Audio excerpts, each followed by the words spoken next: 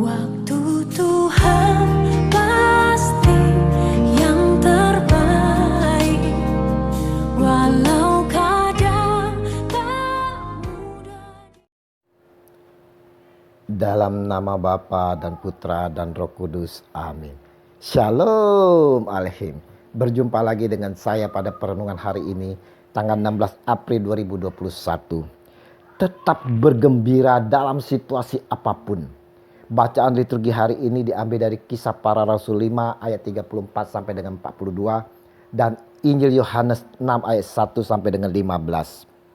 Saudara-saudaraku yang terkasih, kita masih di dalam suasana Paskah, suasana sukacita akan kebangkitan Yesus Tuhan kita.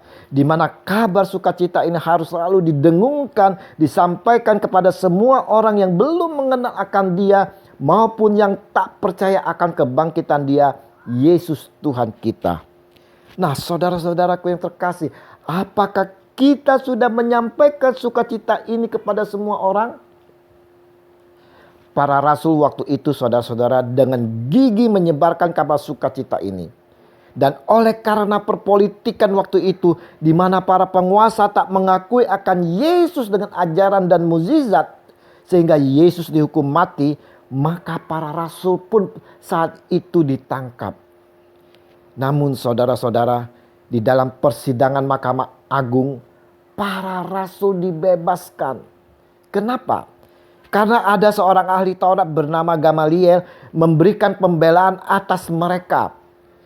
Karena itu aku berkata kepadamu, janganlah bertindak terhadap orang-orang ini, biarkan mereka.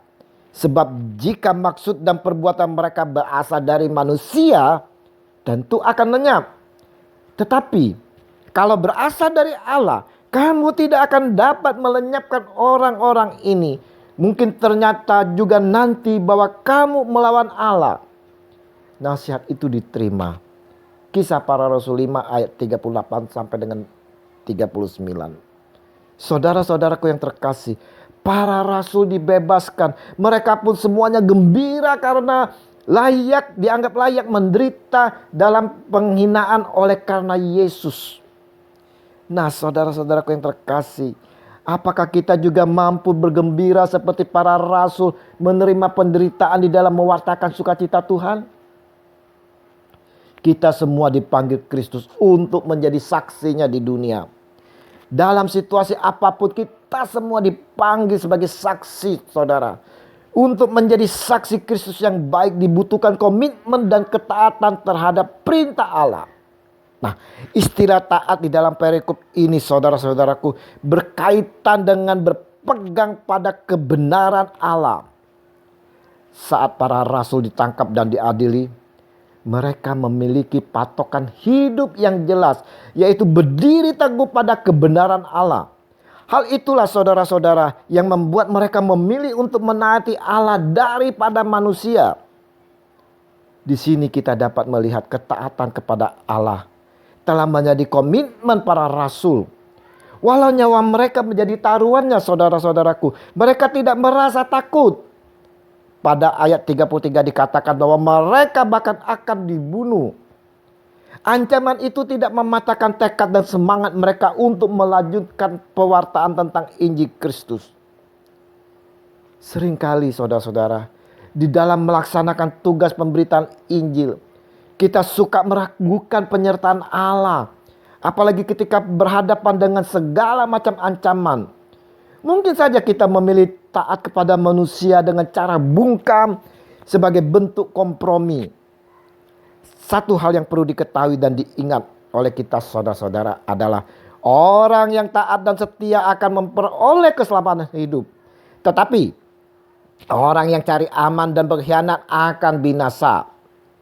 Kita melihat di dalam ketaatan para rasul, Allah turut bekerja untuk mendatangkan kebaikan bagi orang yang dikasihinya. Allah memakai Gamaliel membujuk anggota Mahkamah Agung untuk mempertimbangkan dengan sungguh-sungguh keputusan mereka. Dalam argumennya, Gamaliel menjelaskan bahwa suatu gerakan yang berasal dari manusia cepat atau lambat akan lenyap. Tetapi Jika apa yang dilakukan para rasul Yesus berasal dari Allah, maka siapapun tidak mampu mematikan api pergerakan itu. 34 sampai dengan 39.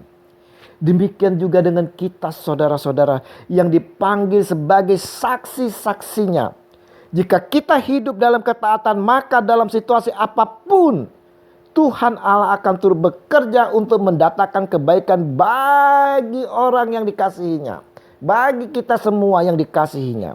Mari saudara-saudara yang terkasih, melalui perenungan hari ini kita yang telah dipanggil, yang telah diutus menjadi saksinya. Maka kita mau juga selalu hidup di dalam ketaatan dan selalu berpegang teguh secara penuh akan firman-Nya. Maka Tuhan Allah akan menyertai kita selalu. Dan damai sejahtera selalu menyertai kita. Tuhan Yesus, Engkau mempercayai kami sebagai saksi-Mu. Tuntun kami senantiasa di dalam penyertaan-Mu, agar kami mampu sebagai saksi-Mu di mana saja kami berada, kini dan sepanjang masa. Amin. Dalam nama Bapa dan Putra dan Roh Kudus. Amin.